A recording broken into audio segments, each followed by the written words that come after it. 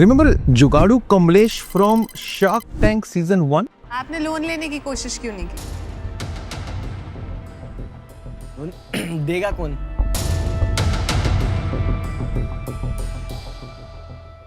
मैं दूंगा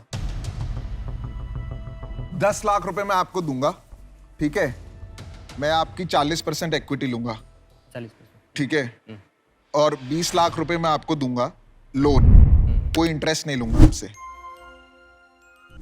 Perhaps the most iconic and the most recalled and the most watched episode or pitch of Shark Tank season 1, when we actually got to know about Piyush Goyal, the Lenskart founder. At that time, the nation laughed and Piyush Bansal invested. Because that's what visionaries do.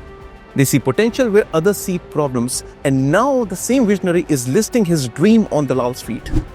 Ladies and gentlemen, welcome to Lenskart IPO, the business of clarity, style and billion-dollar vision. 2010, a simple thought. Why should glasses be boring? From that idea came Lenskart, a brand that made chashma cool and vision valuable. From a tiny Gurgaon office to 2,000 plus stores across India and presence in Singapore, UAE and US, Lenskart grew faster than you could say specs appeal. Today, it's just not a retailer. It's a revolution in how India sees itself through its eyes. Let's talk on the IPO details here. You see this here. It's opening on 31st of October 2025 with an issue size of these many number of shares, aggregating up to 7,278 crore. लेकिन इसमें ध्यान से देखिएगा, इसमें से सिर्फ 2150 करोड़ का fresh issue है, बाकी ऑफर फॉर सेल है. Offer for cell is 5,128 crores. So just 30% of the issue is fresh issue. Rest everything is an offer for sale. An offer for sale, please understand, in which nothing comes to the company. The entire money goes to the existing investors / promoters. ठीक है. अब इसमें से सिर्फ 30% है जो fresh issue है, जो 30% पैसा है आउट ऑफ 7,000 करोड़ जो कंपनी के पास जाएगा. ठीक है. अब इसमें ऑफर फॉर सेल में इट इंक्लूड्स पीयूष बंसल का 824 करोड़ का वर्थ ऑफ शेयर्स जो वो सेल कर रहे हैं.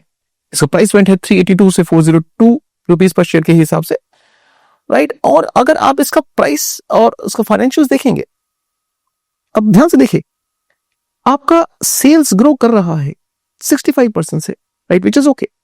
आपका ऑपरेशनली 977 करोड़ का ऑपरेटिंग प्रॉफिट्स है, विच इज ऑल्सो ओके. आपका जो नेट प्रॉफिट्स है लास्ट ईयर तक वो नेगेटिव में था, इस साल में 296 करोड़ का नेट प्रॉफिट्स है, राइट. आपने सारा का सारा रिटेन किया है, लेकिन आपके पास जो वरिंग फैक्टर है वो है एक एलिमेंट ऑफ डेट का. आपका debt element is 2740, huge debt as compared to the profits. आप देखिएगा 296 करोड़ का प्रॉफिट्स और 2740 का डेट. और अगर मैं सही तरीके से अगर समझूं इस चीज को, अगर आपने डेट लिया है, आप मिनिमम डेट कॉस्ट 10, 11, 12% के हिसाब से मान के चलिए, मतलब it must be 10%, 11%, 12%, whatever it may be. अगर if that is what it is, यहां पर जो इंटरेस्ट कॉस्ट है उसके ऊपर वो सिर्फ 147 रुपीज का है, विच इज नॉट पॉसिबल. क्योंकि अगर आप इसके ऊपर कम से कम 10-12% का भी इंटरेस्ट कॉस्ट मान के चले, ऑन द कंजर्वेटिव साइड अगर मैं 10% भी मान लूं, लेकिन 10% नहीं होगा, उससे ज्यादा होगा, तो अगर ये 10% भी है तो ये इंटरेस्ट कॉस्ट आपका करीब 274 का बनता है, राइट. तो अगर 274 का इंटरेस्ट कॉस्ट बनता है, आपका नेट प्रॉफिट 296 का श्योर ही नहीं है. इसमें से काफी एलिमेंट ऑफ इंटरेस्ट कॉस्ट वो है जो शायद कैपिटलाइज हुआ है, तो लेकिन अल्टीमेटली और इवेंचुअली कंपनी ने ज्यादा इंटरेस्ट पे किया है, तो ये कहीं पर जस्टिफिकेशन नहीं लगती है इस चीज की. और वो अगर प्रॉफिट इतना दिख रहा है या इस पर्सपेक्टिव से हम सेल कर रहे हैं, तो कहीं ना कहीं पर just be cautious and conscious. ठीक है. And also, if I understand correctly, आपका 296 करोड़ का नेट प्रॉफिट्स है, आप 70,000 करोड़ का वैल्यूएशन कमान कर रहे हो, करीब 300 करोड़ के प्रॉफिट के हिसाब से आपका जो प्राइस अर्निंग आता है दैट इज क्लोज टू 233. अब देखिए ना, मतलब आपका 70,000 करोड़ का मार्केट वैल्यूएशन जो आप कमान कर रहे हैं और 300 करोड़ का प्रॉफिट, जो करीब आप सिंपल कैलकुलेशंस करके देखिए, 70,000 डिवाइडेड बाय 296, 236 के आसपास का पीई आता है यार, ये कहां पे जस्टिफिकेशन है इस चीज का, राइट? और 2025 का जो नेट प्रॉफिट्स है, it includes some benefits from lower intra group expenses following the merger. तो बिग विजन है, बिगर वैल्यूएशन है, whether the IPO will transform your massive wealth or not, लेकिन एक बात श्योर है कि it will translate into a massive windfall for the promoters Piyush Bansal and Neha Bansal, उनकी sister। जो acquisition price of Piyush Goyal is 322 crores at a listing of almost 7,000 crores, so almost 21.7x का return उनको 15 सालों में मिलता है। They raised first round 14 years ago, starting the company 15 years back।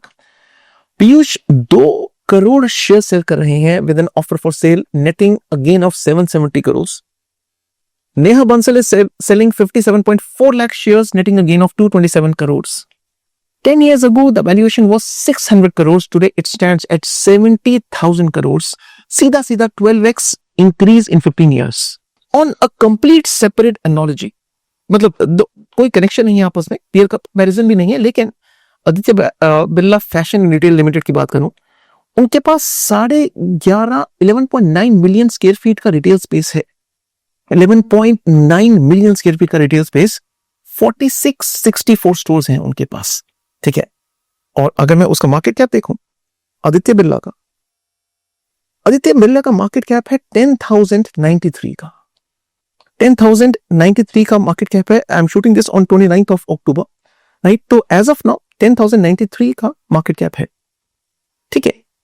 And against revenues of 9,395, आप देखिए उनके जो रेवेन्यूज हैं 9,395 के हिसाब से हैं लास्ट 12 मंथ्स के, ठीक है। लेंसकार्ट, राइट, B2C के अंदर है, 1.65 मिलियन स्क्वायर फीट का रिटेल स्पेस है उनके पास, 2723 स्टोर्स हैं। उनका वैल्यूएशन का आस्क है 70,000 करोड़ का अगेंस्ट रेवेन्यूज ऑफ 6,653 करोड़। कहां पे जस्टिफिकेशन है यार? आपको याद है एक और एपिसोड शार्क टैंक सीजन 1 का, जब पीयूष गोयल ने 70% इक्विटी मांग दी थी एक पर्सन से। देखिए यहाँ पे, मतलब सर अगर आपको मुझ पे कॉन्फिडेंस है और मुझे पता है कि बिजनेस एक्यूमेन मेरे पास नहीं है और वो खोजने के लिए मैं टाइम वेस्ट नहीं करना चाहता, टाइम सबके पास लिमिटेड होता है लाइफ में, I will take the deal.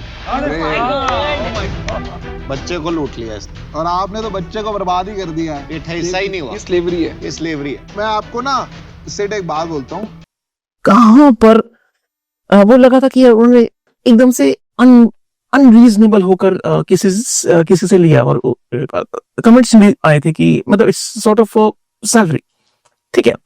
यहां पर भी कहीं ना कहीं पर सिमिलर सॉर्ट ऑफ वो लगता है थॉट प्रोसेस, कि यहां पर भी वो उनको जो एंड रिटेलर्स हैं वो शायद उसको भी वैसे ही डील करना चाहते हैं। और as far as I am concerned, क्योंकि इतनी हाई वैल्यूएशन पे मुझे पैसा कमाने में मेरा एक्सपर्टीज नहीं है, so for that reason I am out, ठीक है।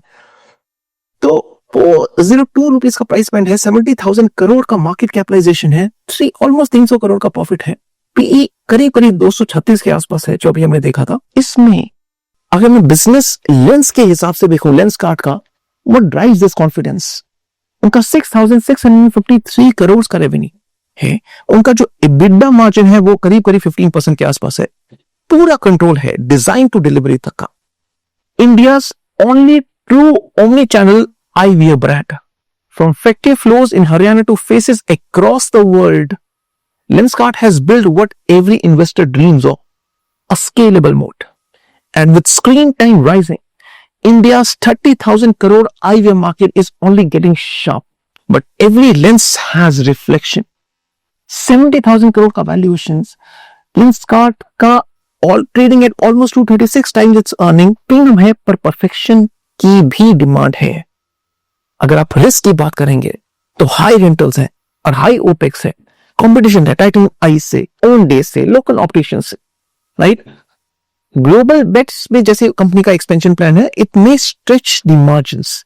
कंपनी का focus is crystal, but investors must ensure the vision doesn't get blurred by just the high, because we all love Piyush Goyal for what he does on Shark Tank, ठीक है, और अगर निष्पक्ष तरीके से अगर कंपनी का एनालिसिस करना है, in my previous videos also I have shown this to you, अगर मैं एआई को यूज करते हैं, तो अगर मैं I went to this website called notebooklm.this, इस पर मैं गया और इस पे मैंने लेंसकार्ट का प्रोस्पेक्टस जो उन्होंने सेबी के साथ फाइल किया हुआ था, मैंने उसको डाला. It takes hardly a minute to upload it. ठीक है, और मैं अब इसमें क्या होता है, नोटबुक एलएम में मुझे किसी और एनालिस्ट या किसी और भी एक्सपर्ट की जरूरत नहीं है. ये प्रत्यक्ष रूप में मुझे यहां से बताएगा कि बॉस मुझे लेंसकार्ट के बारे में उसी का प्रोस्पेक्टस देखकर बताओ कि आपको क्या लगता है इस आईपीओ के बारे में. So let me ask notebook LM,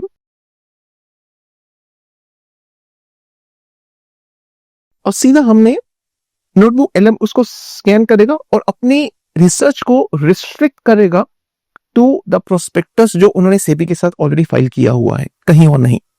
ठीक है, एक बार चेक करते हैं. अब देखिए, कंपनी अपने रिस्क फैक्टर्स में बता रही है कि उनके पास हिस्ट्री ऑफ लॉसेस हैं एंड नेगेटिव कैश फ्लोस हैं. हमने फाइनेंशियल्स में देखा उनके नेगेटिव कैश फ्लोस हैं. कंपनी ने बताया कि उनके losses in subsidiaries and on group companies है. उन्होंने अनसिक्योर्ड लॉस दिए हुए सब्सिडियरीज को, reliance on non gap financial measures है.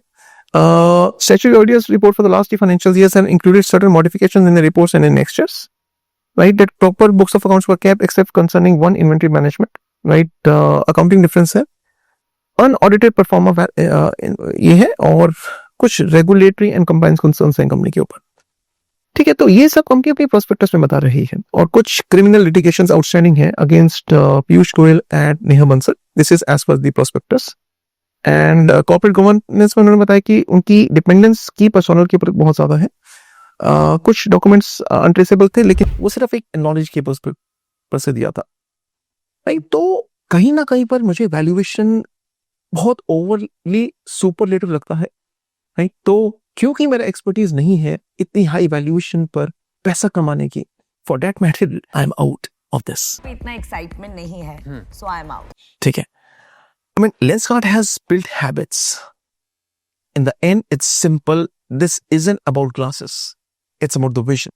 मैं हूं Himanshu Jain from the Wall Street School, और याद रखिए, मार्केट में क्लैरिटी जरूरी है, वरना प्रॉफिट्स भी थोड़ा ब्लर हो सकता है. In case you like this video, right, share it with your colleagues and your friends and put that in the comment कि आप इस IPO में सब्सक्राइब करने वाले हैं या नहीं करने वाले हैं.